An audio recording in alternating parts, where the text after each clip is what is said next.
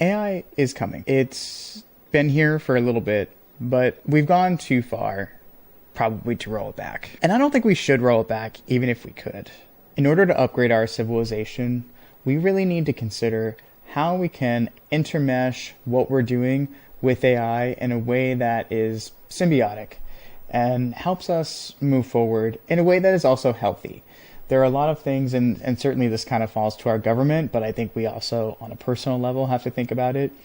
If we're going to have AI be part of our lives, which I open the door to, there are a number of ways that we can find to support ourselves and also kind of run around the problem that we're about to encounter with AI.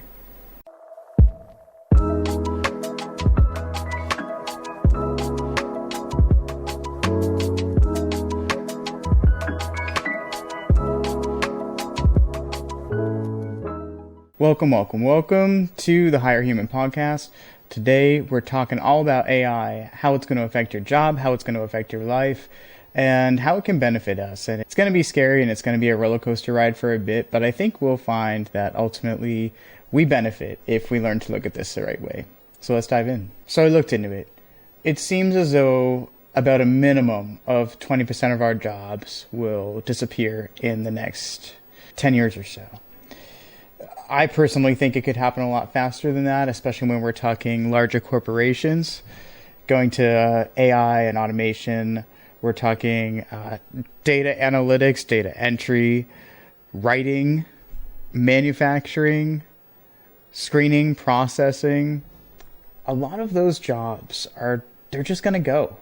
They're going to get taken over by AI. And for corporate America, I think that really is going to happen fast. I think we already see it starting to happen. Last year, we had the Writers Guild and the SAG strikes. A lot of people super worried about AI, not only just writing and replacing them as writers, even for the actors, using someone's likeness and doing whatever, the studios want with it. Very real threats to people's jobs and moral concerns, things like that going on. So AI is going to affect us in a major way. And we already kind of see, as a result of the strikes and some of the concerns that auto workers have right now, a lot of unionization happening there, not just centered around pay and benefits, but also the future of these industries and what's going to happen as tech and AI start to infiltrate these arenas even more. Now, when it comes to, how fast is that going to happen? How fast is this shift going to happen? When am I going to lose my job? I certainly can't answer that. But if you're one of the fields that I just mentioned before, you've really got to be thinking about it. Now, I think personally that we have like a 10-year window, and certainly within the first 5 years, we're going to see the biggest effect. Think of larger corporations dwindling various departments down to a skeleton crew, and your skill is not going to be so much doing the job that you used to do if you're going to keep working for a company like this. The types of people filling in a lot of these jobs that AI is going to take over that will run like these departments, most of their job is going to be quality control on the AI and also just knowing what commands to give it. And I think for big corporations, that could happen pretty fast. Like I said, probably inside 5 years. Now, how quick that shift goes from major corporation to mid to smaller size companies, just privately owned companies, that's a little speculative, but I really feel as though it depends on how quickly AI becomes affordable. And sure, we definitely have ChatGPT, but ChatGPT can't just do it all by itself. It would take somebody who really had a lot of know-how to make that happen.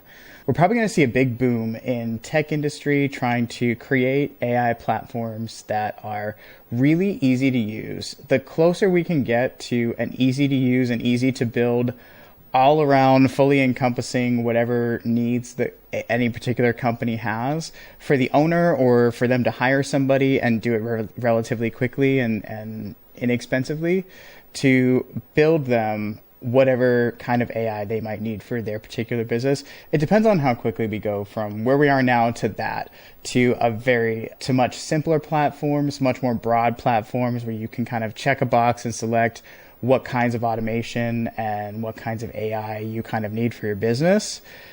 For it to spit you out a result I think something like that would probably revolutionize AI for your smaller businesses. So I don't think anybody really knows how quickly it's going to happen. However you look at it, if you're new in your career, if you're nearing the end of your career, and this is within reach of you in your profession, then it's something you have to be aware of. I wish I could say that I feel as though our government is prepared for this or has even really addressed it or considered it. We did have back in the 2020 election, Andrew Yang came forward, and his idea was he did a lot of research on this, and he was talking about a universal basic income. I really think that we might end up in a situation where, at least for some transitionary period, there are going to be so many people who lose their job and they're not really sure what to do for a while, that we might need to do something on a federal level to kind of keep people safe and keep people afloat as we adjust to this emerging reality. And I certainly don't want this to come across as a bell ringing for you to panic. I certainly don't think that should be your reaction to this. Here's the thing. AI is coming. It's been here for a little bit, but we've gone too far probably to roll it back. And I don't think we should roll it back even if we could. And the reason being, we've been doing more or less the same thing as a society for decades and decades and decades now. We have the ability to advance technologically, but we haven't taken that much advantage of it. We're still burning fossil fuels. We're still extracting natural resources very much at our own expense of our health, at the expense of our environment, and also at the expense of getting to a better place as a society and facing some of the issues that, whether or not we created them, we can argue about climate change and things like that all day. Whether or not we've created them, they're all certain things going on the planet that we need to resolve.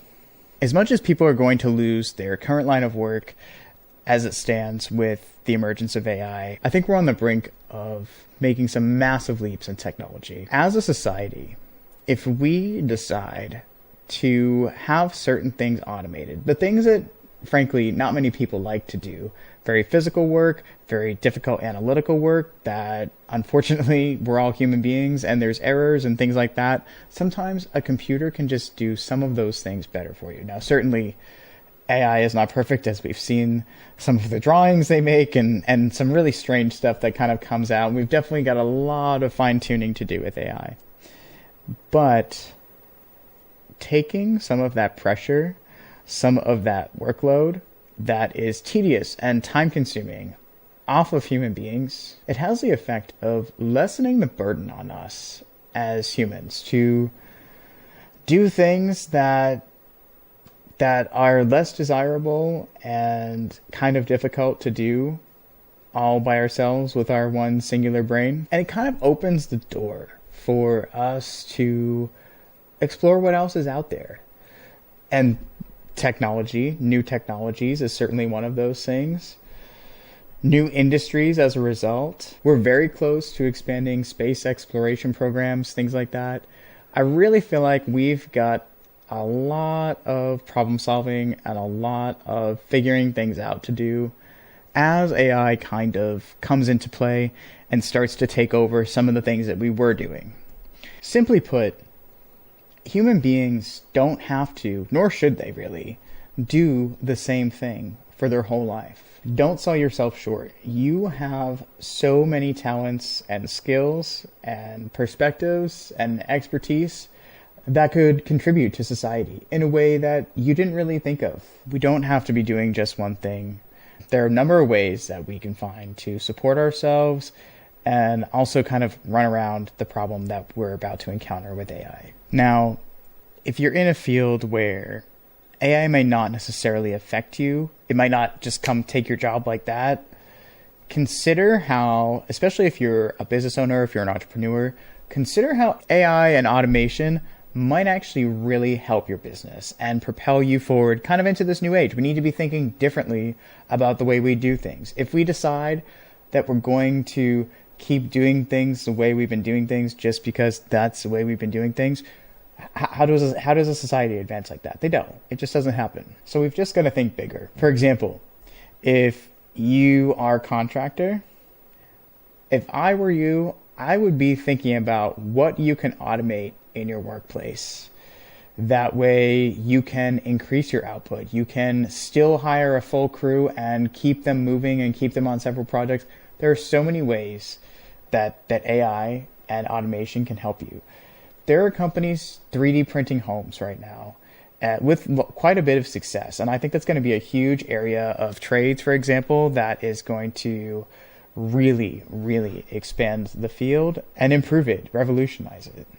If you're a small business owner and you do a lot of office work, think about the things you could use AI to take a few things just off your plate. Maybe get a few things written for you that you struggle to find the time for, and then just proofread it. A lot of learning how to use AI, in my experience, is learning how to ask it the right questions or to tell it what to do the right way. And that certainly takes some fine-tuning. In order to upgrade our civilization, we really need to consider how we can intermesh what we're doing with AI in a way that is symbiotic and helps us move forward in a way that is also healthy. There are a lot of things, and certainly this kind of falls to our government, but I think we also, on a personal level, have to think about it. If we're going to have AI be part of our lives, which I open the door to, we have to have a lot of difficult conversations about the morality of certain aspects of AI, about putting some checks and balances on technology so that we don't end up in a somewhat unforeseen or somewhat catastrophic end. And I don't really get into the whole AI is going to take over everything mentality at all. But, it doesn't mean that there aren't inherent dangers with every little thing that we do. And we have to just consider all of it.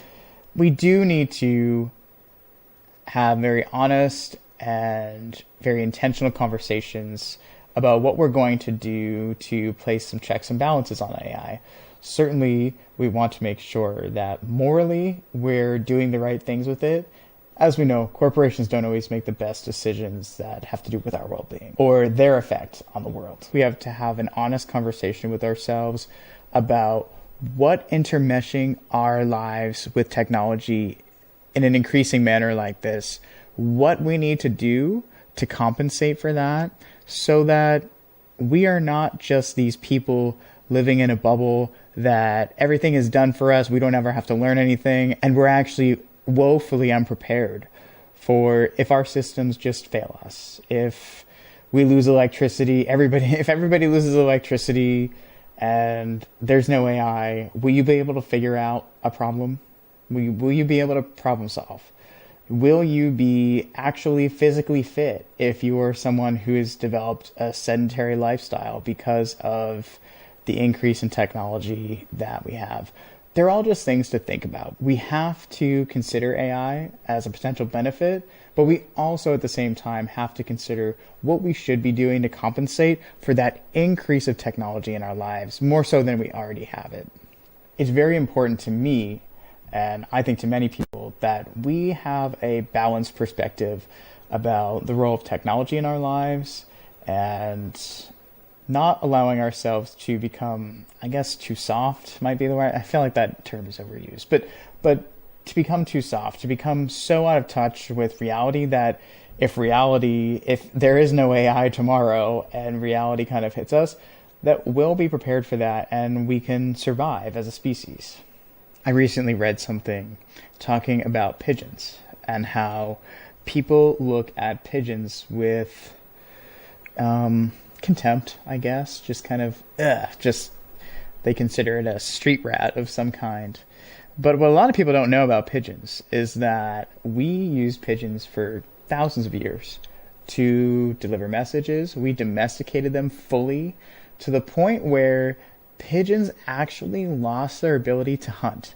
And that's why pigeons seem very comfortable walking up to a person to beg for food or kind of circling around your feet, picking at whatever they can find. Pigeons have evolved to basically forget their natural instincts. So their natural instincts now is to look to humans for help. And we failed pigeons. We fucked up. And it's kind of sad when I see pigeons to think about that, but it's true. It's an evolutionary tale of how things can go awry. We used one form of technology, and then electronics took over, and we dumped the pigeons because we didn't need them to be our phone anymore. And the pigeons are left twiddling their thumbs, not knowing what to do, because they don't have a job anymore, and they don't really have as many caretakers anymore. So, I use the pigeon as an analogy in here. I think that we need to just caution ourselves against making similar mistakes with our own evolution. Everyone seems to forget that we are bipedal hominids living on a rock that is flying through space at 1,000 miles an hour. Look it up. That's how fast the Earth moves. 1,000 miles an hour, just hurling through space. Like, we have to figure ourselves out. There's no one coming to do it for us, and we're in charge of this. So where we go with it is up to us. But whatever we do, whether it's with AI, whether it's with automation, whether it's with robotics, whether it's with whatever changes we decide to make in our society, we have to do them in a conscious way that allows us to improve our lives. So if you think that your job might be on the chopping block, consider what other skills you have.